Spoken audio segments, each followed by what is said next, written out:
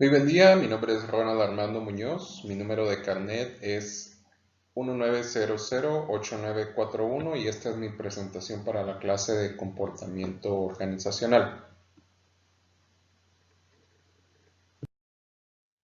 Lo primero que vamos a ver es el Estado, que se refiere a una forma de organización social, política, básicamente una entidad con un poder soberano para gobernar y desempeñar funciones de índole político y social y también económico dentro de una zona geográfica delimitada.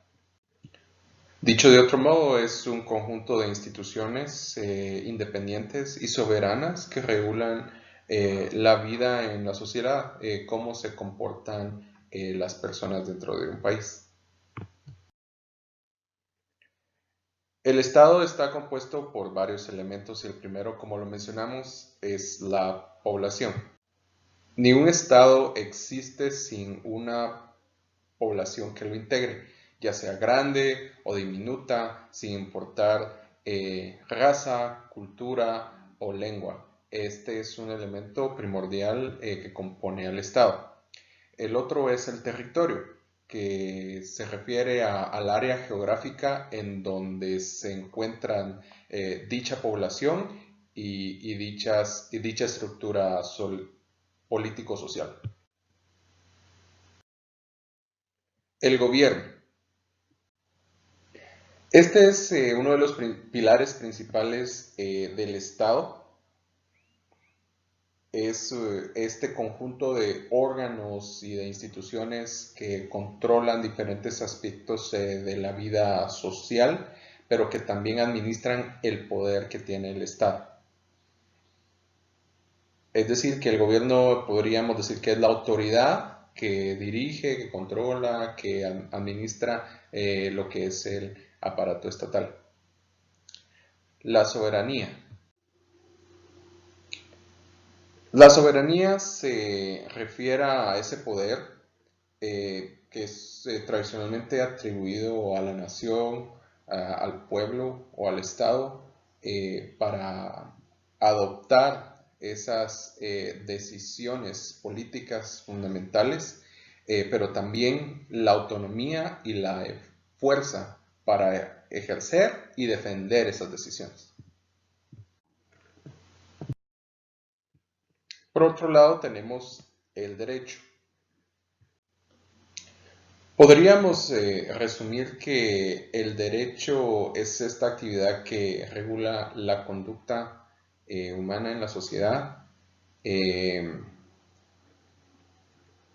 que designa un conjunto de normas y reglas para regir dicha actividad y que indica que cuando no se cumplen estas normas, pues existe un proceso de disciplinario para ser sancionado.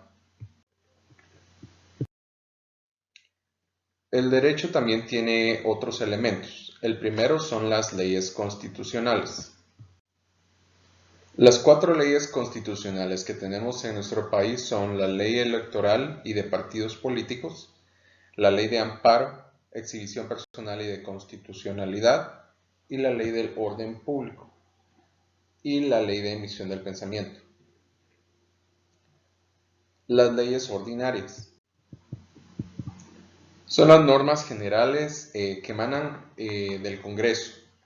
Entre las principales se encuentran la ley del organismo judicial, que regula lo relativo a la interpretación, vigencia y validez de las normas, así como la organización y funcionamiento de los tribunales. También tenemos las leyes reglamentarias. Es un ordenamiento jurídico que desarrolla, precisa y sanciona uno o varios preceptos de la Constitución con el fin de enlazar los conceptos y constituir los medios necesarios para su aplicación. Las leyes individuales es un concepto que hace referencia a aquellos derechos de los que gozan los individuos como particulares y que no pueden ser restringidos por los gobernantes, siendo inalienables, inmanentes e imprescriptibles. Tenemos otro concepto para revisar y este es la cultura.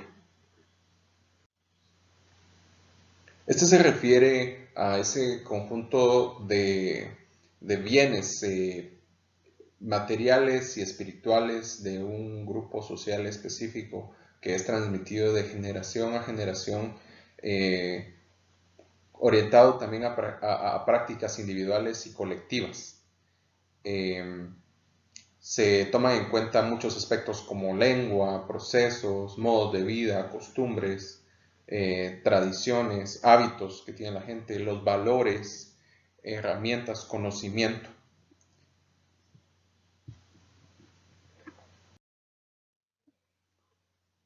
¿Cómo la cultura guatemalteca influye en el comportamiento organizacional de los empleados en Telus? Según mi forma de pensar, es una situación que se da de choque al momento de que una persona que no está acostumbrada a trabajar en una empresa como Telus, pues llega y experimenta su primer día laboral. Telus es una empresa que ha adoptado mucho de los hábitos en sí de la cultura de Telus en Canadá, y pues se puede ver la diferencia en el ambiente laboral cuando uno camina por las instalaciones, cuando platica con la gente, ¿verdad? Hay una prioridad hacia el trabajador, hacia sus intereses, a cómo se siente, a que esté bien, y todo esto hace que pues los niveles de producción suban, que todo sea más eficiente, que la gente esté contenta.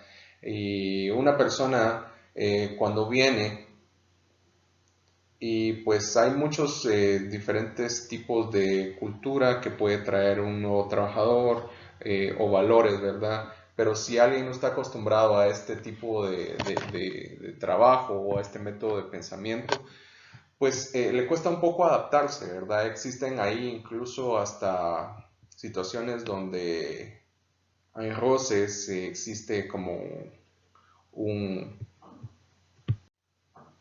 una negativa a adaptarse a los nuevos estilos, al proceso, porque no es lo que estamos acostumbrados. O sea, se necesita crear un como hábito de la nueva forma de vida, que a la larga es mejor, ¿verdad?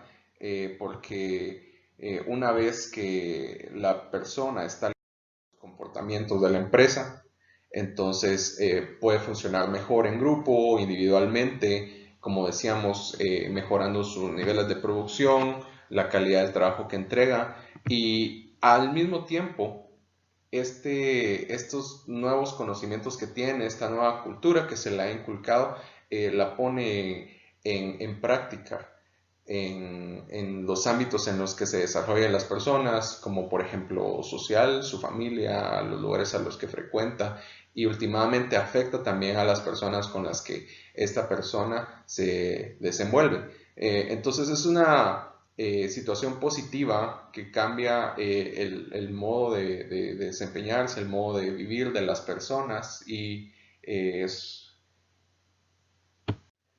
un cambio a mejorar, un cambio positivo que, como mencionábamos, termina afectando su vida fuera del trabajo.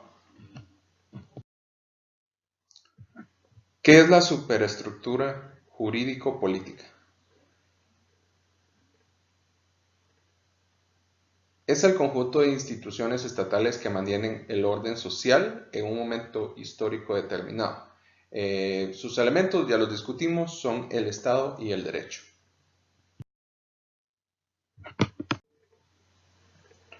Diferencias entre Henry Fayol y Frederick Taylor. Eh, sí hay un debate con respecto a quién es el padre de la administración y a quién se le atribuye este título. Algunos autores le dan el papel a Taylor, pero a otros se inclinan más por Fayol. Algunos describen a Frederick Taylor como el padre de la administración científica porque él fue el que realizó investigaciones del trabajo humano y elaboró un método para estudiar los tiempos y movimientos de trabajo. Algunos otros piensan que Henry Fayol es el padre de la administración clásica, eh, ya que define actos como planear, organizar, dirigir y coordinar situaciones y también toca puntos como el control. Es difícil decidir o señalar a uno o al otro como el padre de la administración porque los dos dan aportes importantes, por lo que nos vamos a enfocar en las diferencias que ellos presentan. Henry Fayol se enfoca en el área industrial, crea un esquema de supervisión funcional, le da más importancia a la producción que a la administración, establece métodos y normas para planificar y operar, y le da una especial importancia al trabajo del operador. Su perspectiva es desde ese punto de vista. El área principal de Frederick Taylor es administrativa, formula un organigrama para las empresas, desarrolla un modelo de procedimientos, pero veía al obrero como una máquina.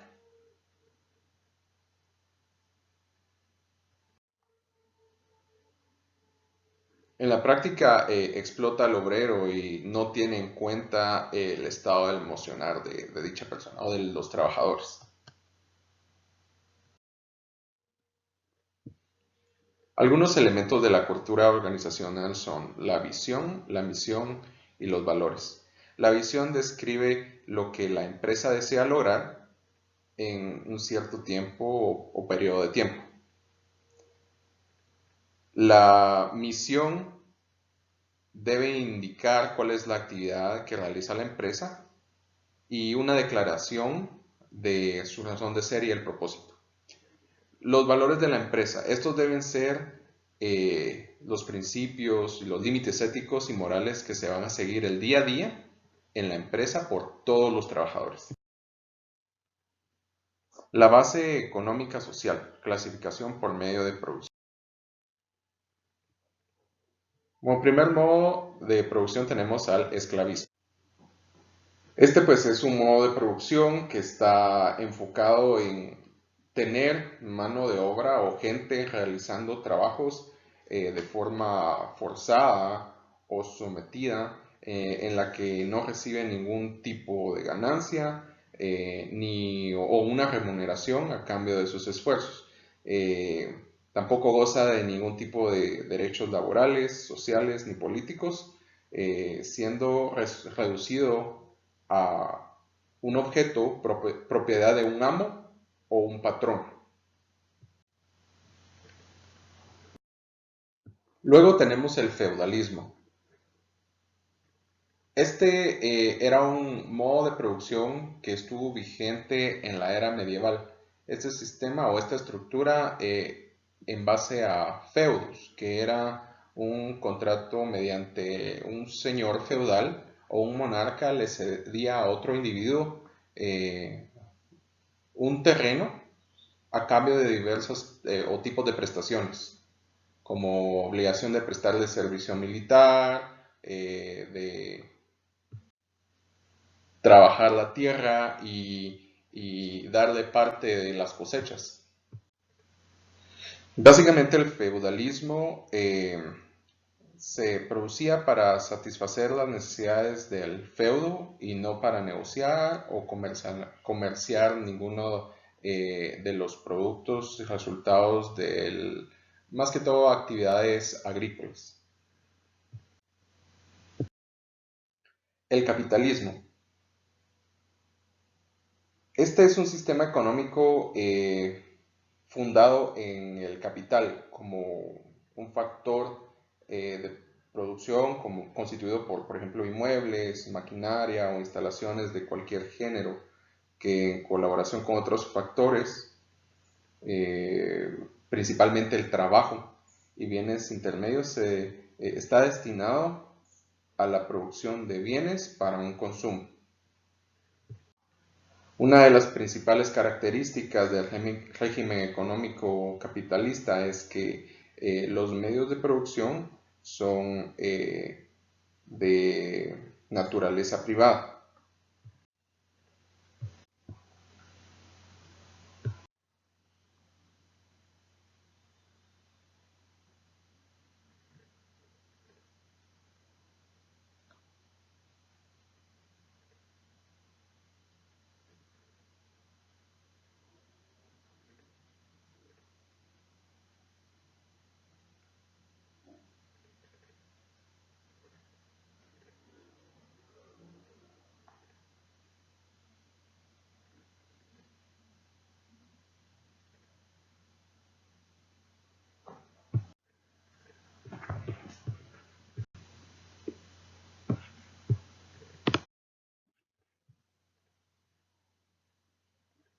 El mercado de competencias perfectas. Este significa que ninguno de los agentes puede influir en el precio o bien de un servicio. Es decir, tanto los vendedores como compradores son precio aceptantes. Se trata de un mercado en el que existe una gran cantidad de productores, la mercancía es muy homogénea y en donde la curva de la demanda es perfectamente elástica. Y el precio del mercado surge de la ley de la oferta y la demanda. La base económica social. Primero hablemos de la tecnología.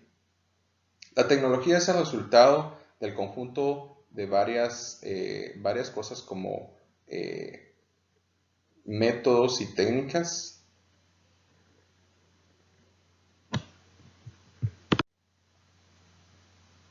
que al ser aplicados de forma lógica y ordenada permiten al ser humano modificar su entorno material o virtual para satisfacer sus necesidades.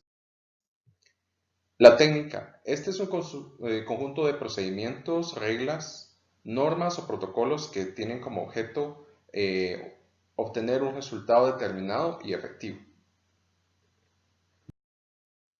La herramienta. Este es un elemento elaborado con el objetivo de hacer más sencilla determinada actividad o labor mecánica. Los medios de trabajo.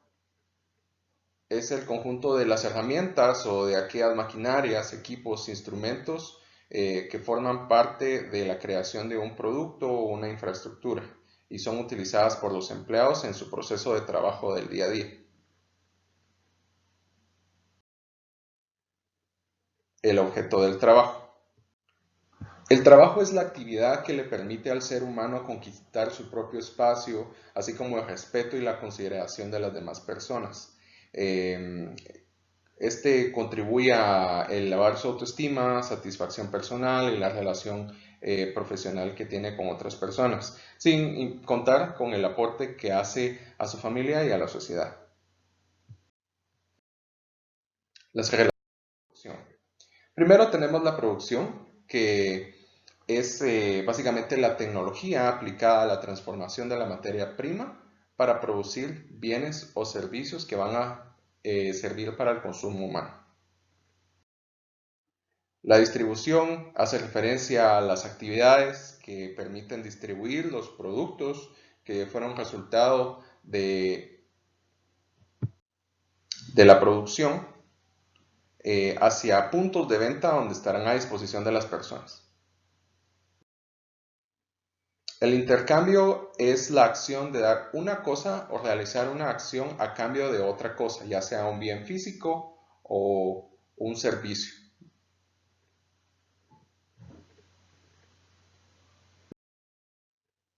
Y el consumo es la acción de utilizar o gastar un producto o bien un servicio para atender una necesidad humana, tanto primaria como secundaria. En economía, este sería la fase final del proceso productivo, cuando el bien es obtenido es capaz de servir la necesidad de un consumidor. Hablemos de la necesidad.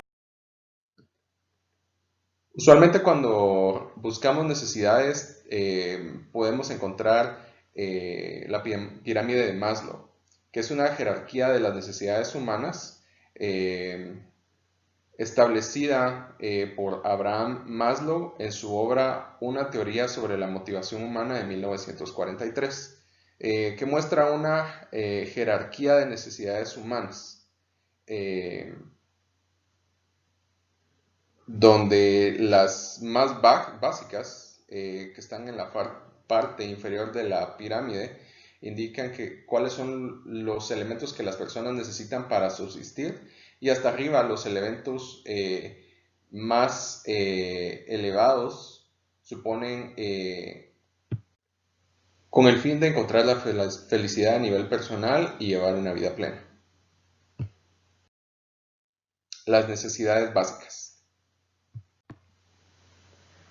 Se refiere a las necesidades fisiológicas básicas para mantener la homeostasis o la vida. Dentro de estas están la necesidad de respirar, beber agua y alimentarse, de mantener el equilibrio del pH y la temperatura, de dormir, descansar y eliminar los desechos, evitar el dolor y tener relaciones sexuales.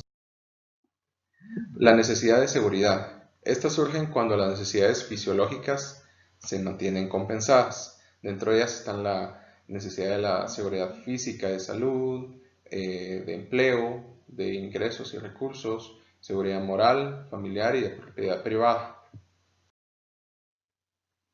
Las necesidades de adaptación y cohesión social.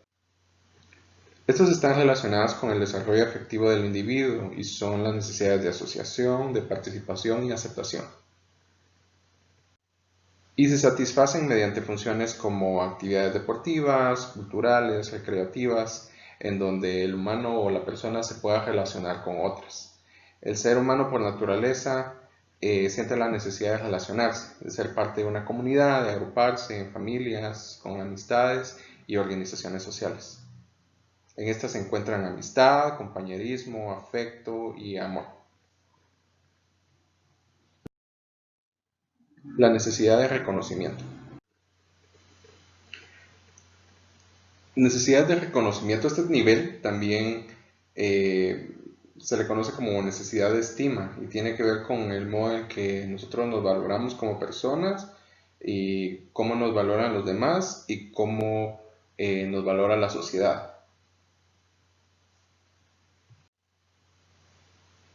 Estas necesidades favorecen al fortalecimiento de la autoestima, el reconocimiento hacia la propia persona, el logro particular, el respeto a los demás. Satisfacer dichas necesidades, al hacerlo la persona se siente segura de sí misma, piensa que es valiosa dentro de la sociedad. Cuando estas necesidades no son satisfechas, las personas se sienten inferiores y sin valor.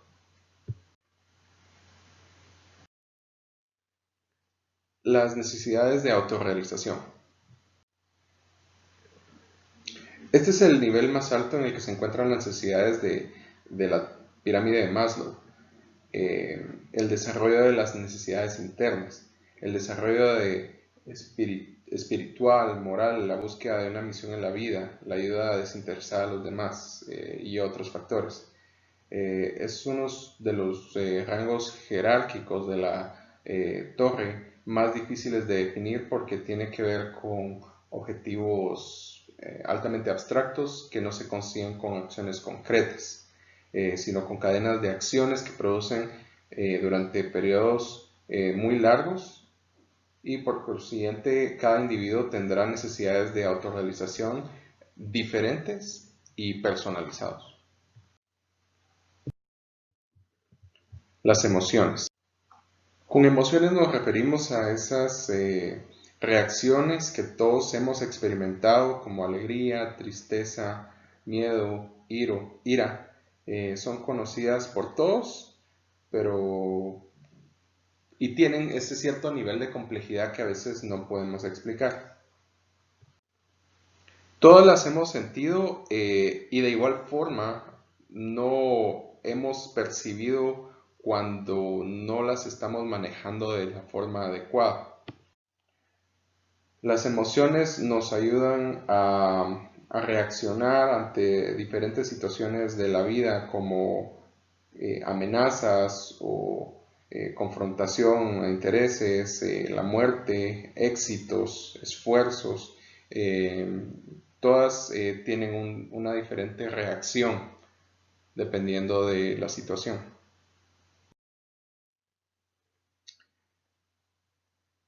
La película Intensamente. En la película Intensamente se puede hablar o se puede ver cómo ahondan un poco más en estas diferentes emociones, como lo mencionábamos, la alegría, el enojo, la rabia, el desagrado y el temor, y cómo cada una tiene esta función específica, como por ejemplo la alegría se encarga de los recuerdos, eh, el desagrado de alejarnos de situaciones tóxicas de la vida diaria, la rabia de la búsqueda de la justicia, pero la tristeza no parece tener una función definida. Hay emociones que son más fuertes en ciertas etapas de nuestra vida, en el caso de la niñez y la felicidad, pero cuando se transiciona a la adolescencia, según la película, pues la tristeza toma un papel un poco más protagónico.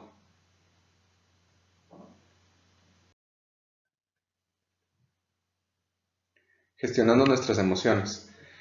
Cuando se ven las emociones dentro de la cabeza de otras personas, podemos notar que existen de igual forma, pero en diferente orden jerárquico. Esto significa que en otra persona una emoción como el enojo o la tristeza puede predominar y más en la vida adulta. Nos hace pensar que en esta etapa se ha logrado ya un balance en el que nuestras emociones van tomando una prioridad dependiendo de las circunstancias. Al final, la importancia de la tristeza radica en que no se le da el valor que se merece. Esta da cierta forma, queda como estigmatizada junto con la rabia, como que si fueran algo malo, pero en realidad debemos aprender a reconocer nuestra tristeza y darle el valor que se merece, ya que esta nos ayuda a empatizar con otras personas y otras emociones. Básicamente acá está hablando de gestionar nuestras emociones o de llegar a un cierto nivel de inteligencia emocional. ¿Cómo nos afectan estas emociones entonces en la empresa?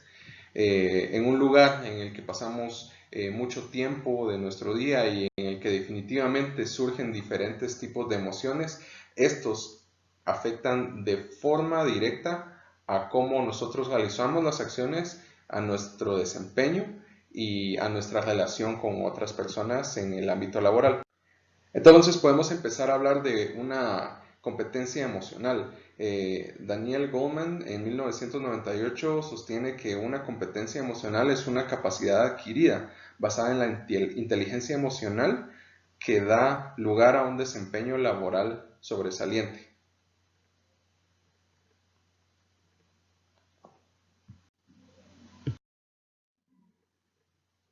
Entonces, no solo existe la posibilidad, se vuelve una necesidad poder gestionar las emociones dentro del ambiente laboral. Y las ventajas de hacer esto es que podemos canalizarlas hacia una conducta más adecuada de acuerdo a la situación. Eh, También nos permite reducir y hasta prevenir algún tipo de conflicto que se pueda dar con nuestros compañeros de trabajo. Nos ayuda a poder adaptarnos a procesos o a cambios que se den dentro de la organización y pues desarrollar esta inteligencia emocional nos permite también a descubrir quiénes son las personas más adeptas para ocupar cargos de liderazgo. Utilizar la inteligencia emocional también aumenta la autoestima de las personas, eh, ya que puede manejar ciertas experiencias laborales, sean positivas o negativas, y esto se traduce en un incremento de la satisfacción personal y ya de su rendimiento en general. Kaizen o el modelo de las 5 S de Japón.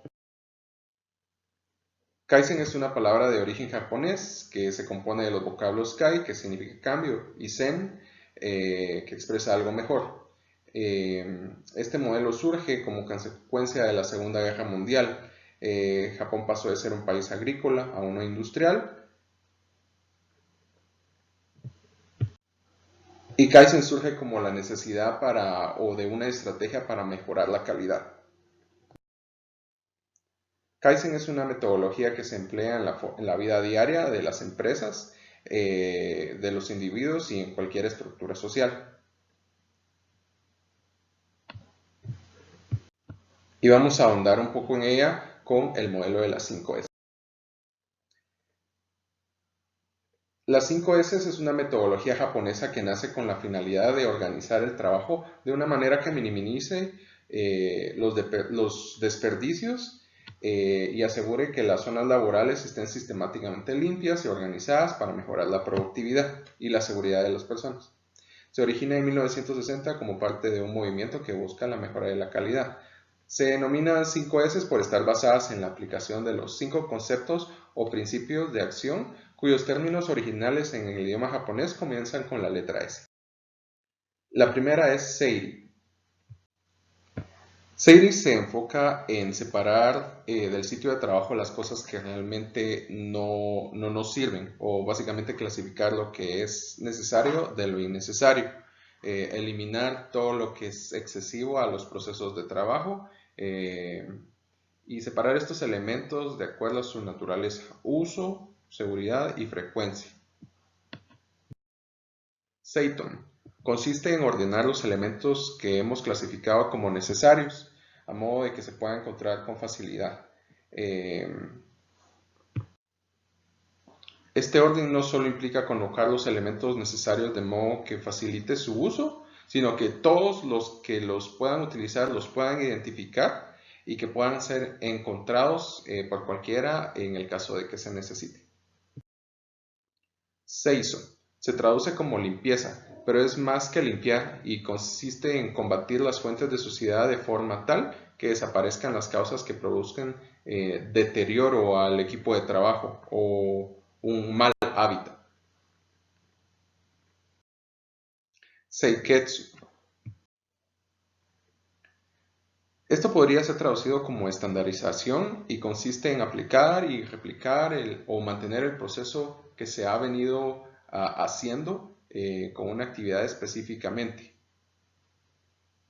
Estandarizar es más que todo como alinear soluciones para mantener el puesto de trabajo limpio, ordenado, preferiblemente mediante el control visual, establecer elementos visuales que permitan distinguir fácilmente o de forma rápida una situación normal y diferenciarla de una que no es normal, como la ausencia o la falta de algún determinado material. Y esto usualmente se da poniendo como un cartel o dejando las normas de una manera visible.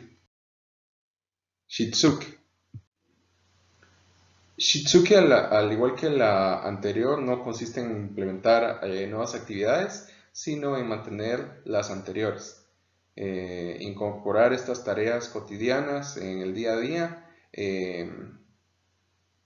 lo que se puede como traducir como un hábito o hacerlas tan constantemente que se vuelven de manera natural.